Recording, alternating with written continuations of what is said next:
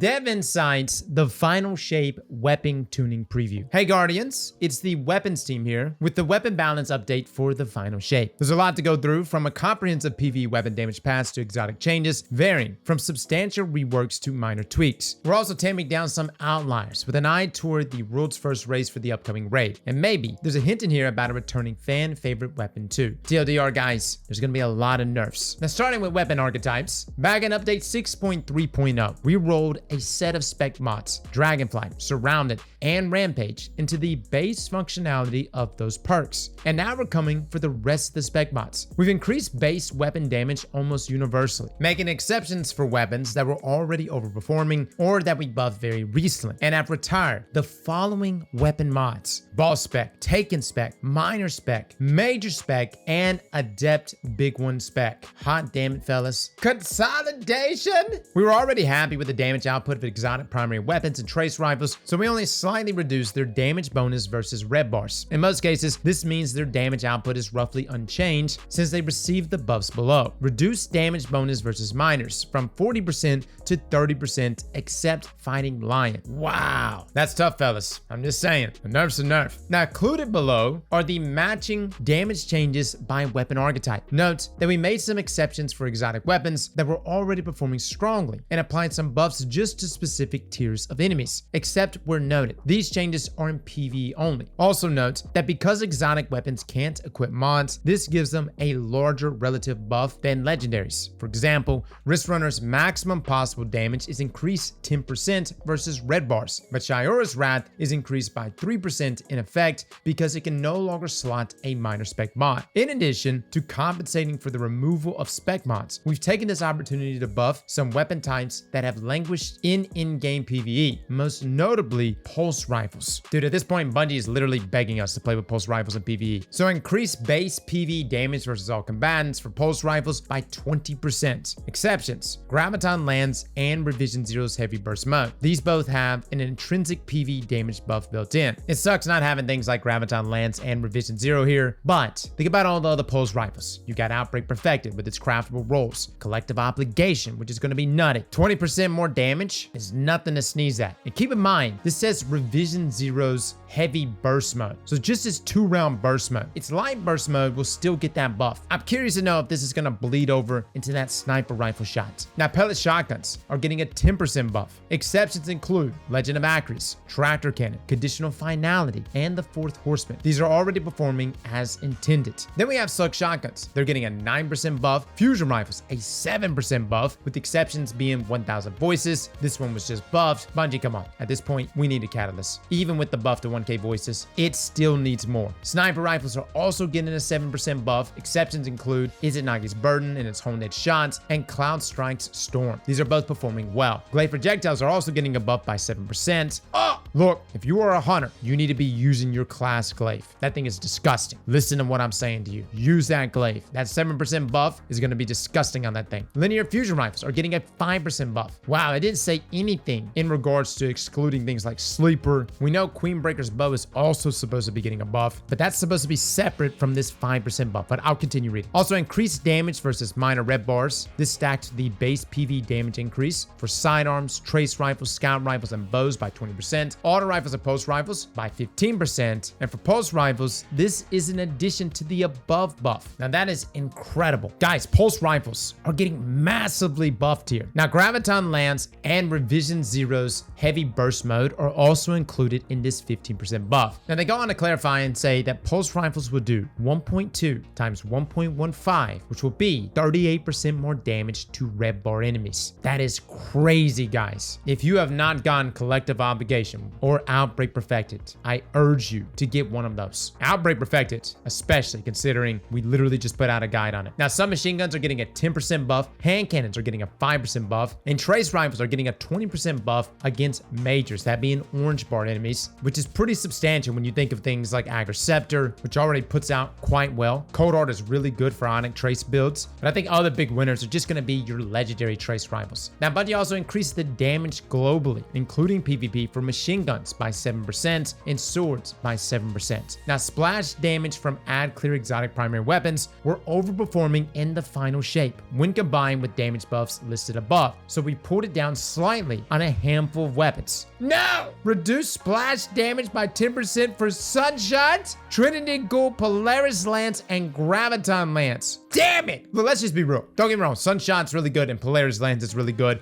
but this season was an outlier. We had dope artifact mods that were amping everything like mad. Why, Bungie? Why must you do this? No one will ever use Polaris Lance now. Now, several releases back, we gave kinetic weapons a substantial damage bonus in PvE to account for it being harder to use them in subclass builds. In general, we're okay with leaving this in place until we have a better defined role for kinetic weapons. But the bonus damage versus boss tier combatants was making it hard for weapons of other damage types to compete. So kinetic damage type weapons no longer deal bonus damage to bosses. Damage to other combatant tiers is unchanged. For example, a kinetic sniper rifle and a stasis sniper rifle of the same subfamily will both deal the same damage to a boss. Now understand, majors, champions, minor enemies, you're still going to be doing more damage with your kinetic weapon. But what this is really going to hurt, guys, are my folks that like to use kinetic weapons for boss damage rotations. If you're one of those out there that likes to use Witherhoard for that damage over time, to cycle it in, or perhaps you like to use Izanagi's burden, that right there is getting this nerf. And that is a substantial nerf here. We're talking 15% go bye-bye. So this is a huge change right here, guys. Again, not for your ad clearing weapons that you're just running around killing miners. Your primary kinetic weapons, you're not really concerned with that. It's just when you start to deal damage to bosses. But this is going to hurt my folks that like to incorporate weapons like Witherhoard and Izanagi's burden. At the same time though, yes, this does pick up weapons that are stasis and strand in that top slot to now be usable in those scenarios. So unfortunately, this is a double-edged sword. Now, we also made some quality of life changes to several weapon types. We updated the heavy, adaptive, and aggressive burst weapon intrinsic names to match burst count across all weapon archetypes. Functionality is unchanged. So the 2 bursts is a heavy burst. This includes sidearms, hand cannons, and pulse rifles. 3 bursts are adaptive bursts, which includes sidearms, linear fusion rifles, and adaptive pulse rifles. And then the 4 bursts, which is an aggressive burst, which includes pulse rifles. Now, remove the Foundry name from the Vice Rapid Fire, Hake Precision, and Amalon Adaptive Weapon Intrinsics. Interesting. Scout Rifles updated the hip fire reticle to better show accuracy and aim assist states. There you go, my Dead Man Tail lovers out there. This one's for you. Hand cannons. Some aggressive hand cannons struggle to compete with stats of the top tier examples. Cough, cough, Igneous Hammer. So with Criminal's Dagger and something new returning in the final shape, we updated their stats. So Criminal's Dagger stability just got bumped up from 23 to 31. Handling, 23 to 31. Mag size 8 to 9, and AE increased from 10 to 21. That's pretty substantial, guys. Now, something new. This is from Solstice. Stability increased from 27 to 30. Handling increased from 24 to 30. Mag size increased from 8 to 9. Now, low inventory sniper rifles were a little too low in PvE for our liking, so we increased the minimum. Increased minimum reserves from 14 to 17 shots. Maximum reserves is unchanged. Now, linear fusion rifles. Adaptive burst linear fusion rifles are strong, but in some cases are quite hard to control. So we reduced the firing animation kick and recoil for adaptive linear fusion rifles. Now, I know they say adaptive here, guys, but I guess it's because of the nomenclature changes here. Remember above they said 3-round burst weapons are now adaptive bursts. If you go look at your weapons right now, it says aggressive burst or actually aggressive frame. Keep in mind though, that's just getting its name changed to adaptive bursts. What this means though, is things like Doom Petitioner, Storm Chaser, Briars, weapons like those guys should be more manageable in those consecutive shots going into the final shape. Now, wave frame grenade launchers deal competitive damage as of the Destiny 2 Into the Light update, but some stats on these didn't have gameplay effect. In this pass, we're adjusting the blast radius, so the size of the wave is now affected by the blast radius stats. This will most likely impact the width of the wave, though the length and the height will also be scaled. Now, the default display stat for the blast radius has been changed from 100 to 50, where 50 represents the previous baseline, and any stats over 50 will result result in a larger wave segment than what was possible before. Hot damn. I guess this kind of makes sense considering chain reaction is getting a nerf on wave frames, but that's huge. Essentially, guys, more girth. Now keep in mind, this is going to affect every wave frame, both specials and heavies. Now Bungie continues, special ammo wave frame grenade launchers overperform as an add clear weapon in their current state. So we pulled the length of the wave back a little. So Bungie's reduced the length of the waves from 22 meters to 15 meters, except for Dead Messenger. Hot damn, Bungie. Just chop the end off, why don't you? All right, so you're gonna have more girth, but less reach by a whole 7 meters. We're gonna go full chode in the final shape. Now swords. Updated the sword reticle to better indicate its charge state. When sword energy is consumed, the amount of delay the sword has before it begins to recharge now subtly appears in the reticle. Oh, all right. Now bug fixes. Fix an issue where the overwhelming battle song debuff from some missions would prevent swords from recharging or losing energy while guarding. Also fix an issue where unpowered caster sword heavy attacks would not reset the sword's energy recharge delay. And fix an issue where uncharged adaptive sword heavy attacks cost the same amount of ammo as their charged counterparts. They now cost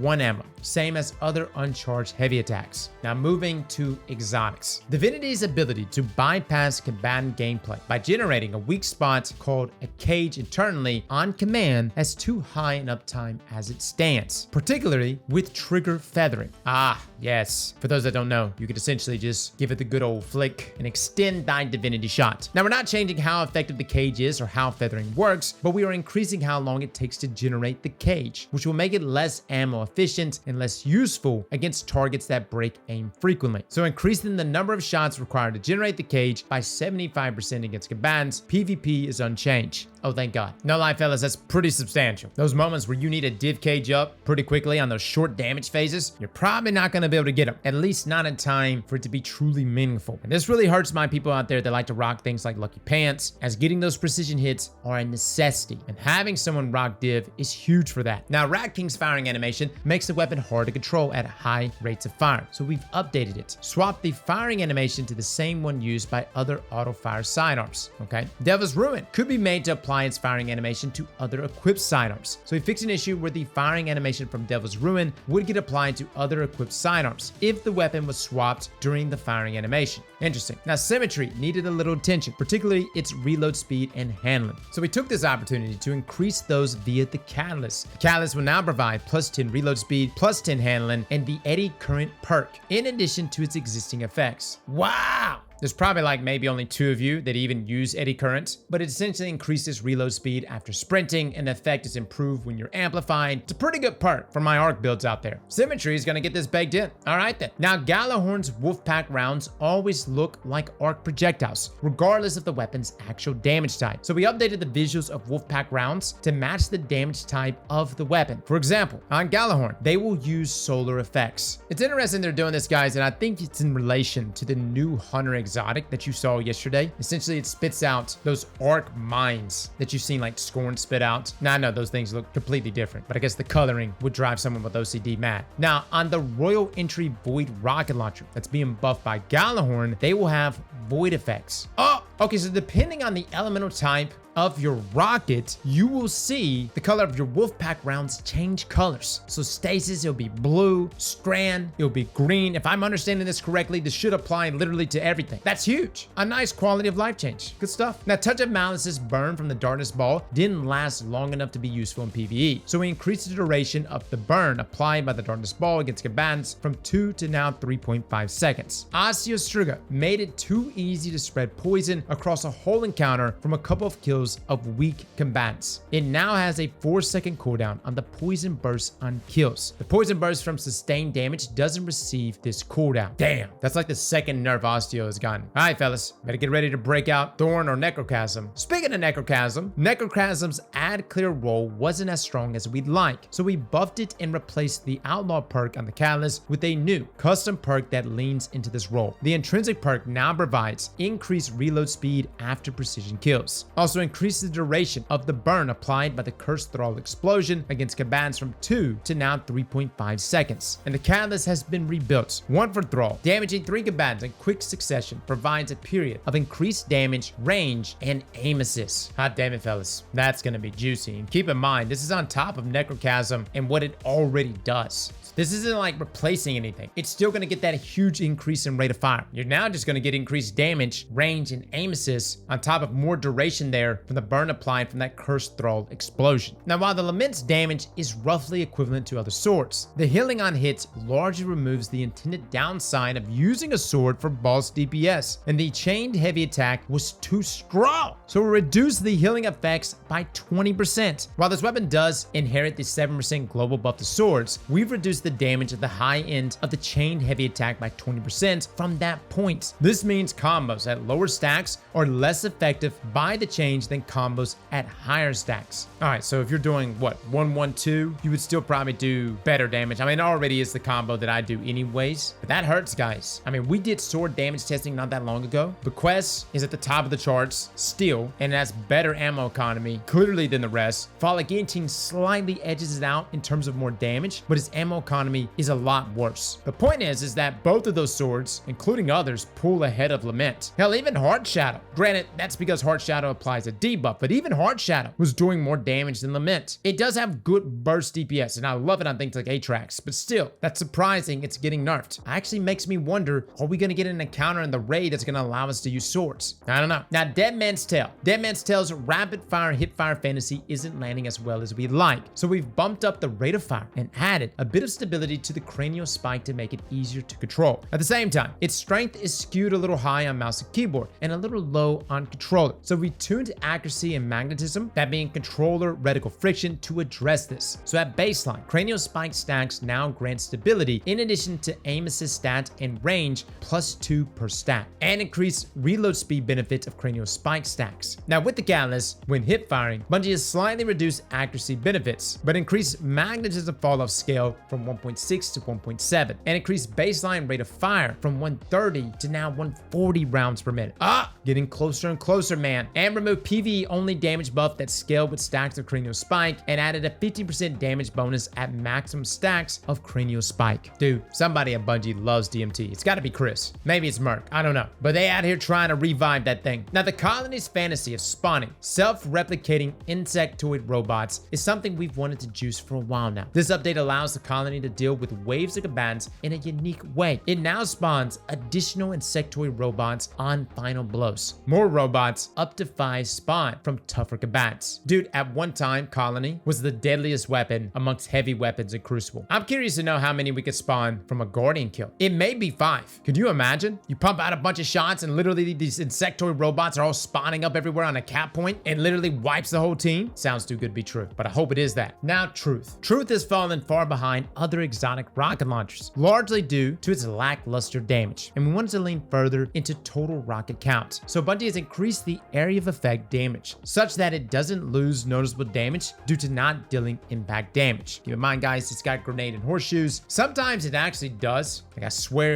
it does land, and then most of the times it will detonate, as it should. Now, Bungie increased the total reserves by 3. This is on top of the reserves change to high impact rocket launchers from the 7.3.5 update. Damn, that's pretty nice, guys. At the same time, though, I'm like sitting here wondering, at what point would I use Truth? I would say, like, if its rocket could do like suppression, but we can't do that because Two-Tailed Fox already does that. Next, we have Queen Breaker's bow. The Queen Breaker's damage output is outpaced by legendary linear fusion rivals, so we've increased its damage and reserve ammo to compensate. We've seen frequent requests to move Queen Breaker to the energy slot, but given the number of special ammo damage options in the slot, we have opted to push it further in the heavy slot. We're working on some functionality changes to this weapon for a future update as well. Now, let me just say, before you do that, you need to just bump Darcy up. You know what I mean? Put it in the special slots. Now, increase damage versus bosses, mini bosses, champions, and vehicles by 12%, and increase reserve ammunition by 3. All right, we'll give it a go. We'll see. Maybe 12% is enough. Personally, I have my doubts, but we'll see. Now, the power from Cerberus +1's focus fire perk from the exotic catalyst was limited by it being always available. We've changed this to only being available following a kill, allowing us to increase its strength. Focus fire now will activate on special reloads following a kill and will no longer reduce range or rate of fire. Hot damn. Guys, Cerberus, by the way, let me just say this. That focus fire is actually pretty nuts. Like up close, it shreds. The two main things that hurt it was, of course, its range and its rate of fire. Now you're not going to get those things. That means when you get a kill with Cerberus and you get that special reload in, you're pretty much going to go around the corner and insta-shot somebody. Like it'll be like an immediate boom, boom, done, and they're dead. That is a juicy one. Now, in a world where Bastion has competition for fusion rifles in the kinetic slots, we felt that it was time to lean further into emulating Saint 14's combat style. So we reworked Saint's Fist perk. Dealing damage with melees increases your charge rate, your damage, and reload speed for a short duration. Landing a majority of pellets in a burst increases melee damage. Oh, so it's almost like 1-2 punch, but for a fusion rifle. I like it. I'm curious to know how much. Now, Ariana's Vow has fallen behind other anti-barrier special weapons, and as a solo weapon, has the opportunity for a subclass tie-in. So breaking a max shield or piercing a champion's barrier will cause the target to ignite.